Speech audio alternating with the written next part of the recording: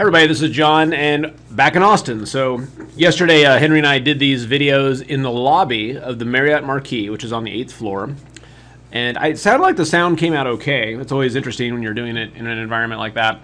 And then we were on a flight last night that was delayed 2 hours, so we left like at 11 o'clock. Got to Austin at 3 in the morning, drove home, got home at 4 in the morning. Kids woke me up at 6 in the morning, so it's been a great day.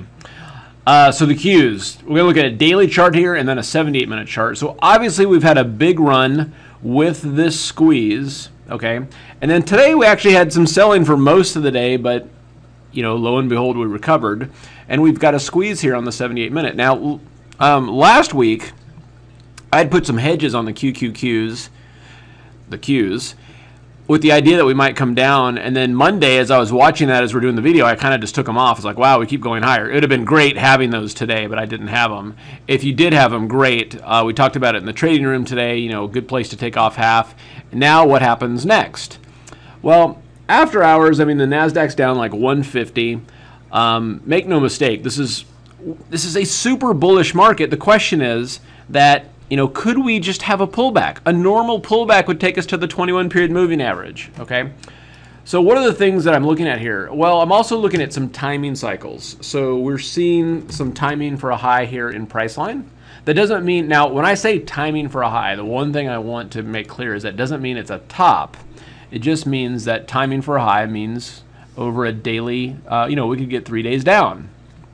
Last week, there was a timing for a high in Apple, okay? Right across these 3 days, there was a timing for a high in Apple, and you can see since then it's just stopped going higher. And so that's what I'm talking about here. And so this is an opportunity to potentially sell call credit spreads on both Priceline, and then another one we've got timing in is LinkedIn, okay? So another one there. So what I'm getting to is that if we're seeing a couple of big names like this that have timing for a high, then for the Qs, I'd look for sideways to down. So I don't want to do a lot of big bearish bets in this market. The only one I'm willing to buy puts on at this point is Alibaba. This is one that we had set up last week, and I just think that this is something like this, that this is just super important, where you have a bearish position in a bearish stock, okay?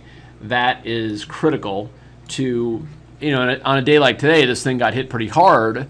As the market got hit hard, the weakest stocks will get hit hard, and then these are profits that'll offset any longs in your portfolio, okay? So that's the kind of stuff that I'm willing to buy puts on in this market.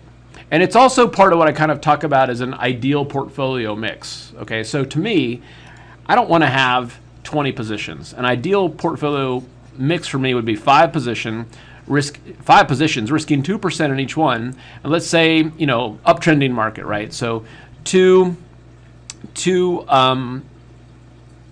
market's in an uptrend, then 2 bullish plays. And I do like tech stocks, so you know, Pricelines of the world and stuff like that. 2 bullish tech, and then I like to have 1 bearish stock. Now, in this case, it was Baba, right?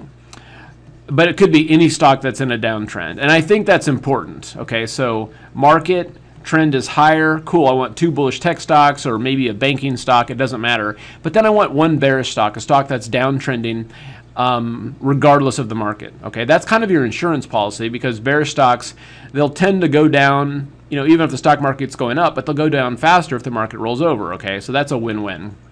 And then I like to have 1 honey badger. And a honey badger is just kind of a joke. There's a YouTube video called The Honey Badger, which is pretty funny if you've ever seen it. And the idea, the premise is that the honey badger don't care. It's going to do what it wants. And that's what I mean, is a stock that's going to do what it wants. And there are stocks like that. A good example of this is that if the stock market is down on the day, you know, what was a stock that continues to uptrend? Okay, that's a honey badger stock. It doesn't care what the market it's doing. It's going to do its own thing. And then I like to have 1 kind of non-correlated ETF. All right, and that's, again, something that the idea with this then is that, you know, you never wake up in a situation where, you know, if the market's down 50 points, 50 NASDAQ points in the morning, you're not 100% long tech stocks, right? You've got some stuff in there that'll offset. So if you look at my portfolio right now, the way it's set up, and for the trading room, I've only got 3 positions. So I've got puts on BABA, I've got a long play on CELG, of course that's down, and then a long play on Ulta. And so I've got room for a couple more positions. I'm just kind of waiting to see, but ultimately today I made money in my portfolio even though 2 of my positions were down. And in the silver portfolio, I've got the non-correlated ETF via FXE. And then we got Jazz, which is biotech, and then we got a call credit spread on SLB. All right, and that's a new one. And then one that I added today that I really like, and in fact, let me find it.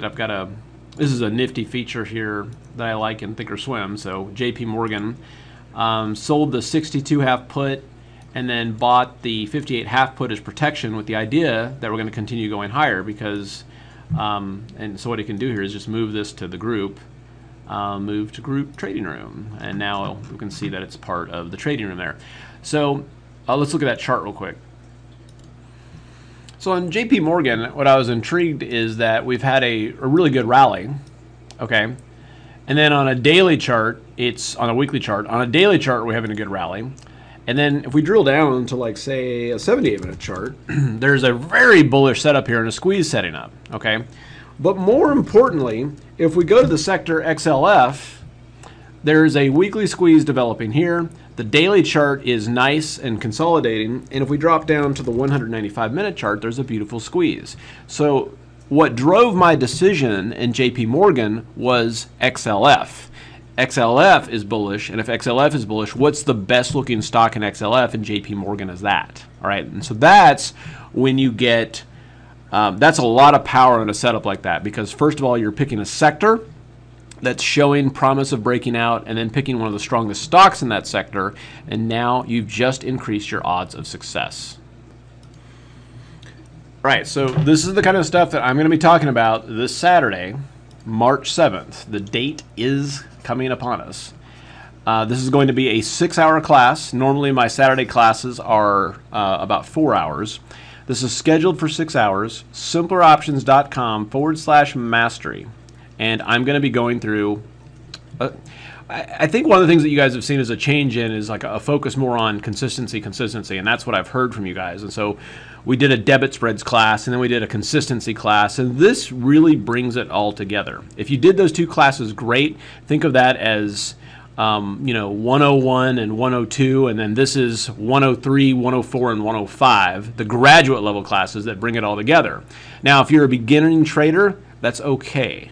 If you sign up for this, you're going to get homework that'll kind of get you on the same page. And then I'm going to show you some very, very simple tools to do this. The thing about options trading is that you can do, there's 100 different things that you can do, but there's only 4 or 5 that you really need to do. And the main thing is you need to know what situations to do those in. Okay, as an example, yes, we've got a slow grinding uptrending market right now. Selling at the money put credit spreads is one of the best things that you can do. But what happens when the VIX gets over 20? When the VIX gets over 20, you've got to change that, okay?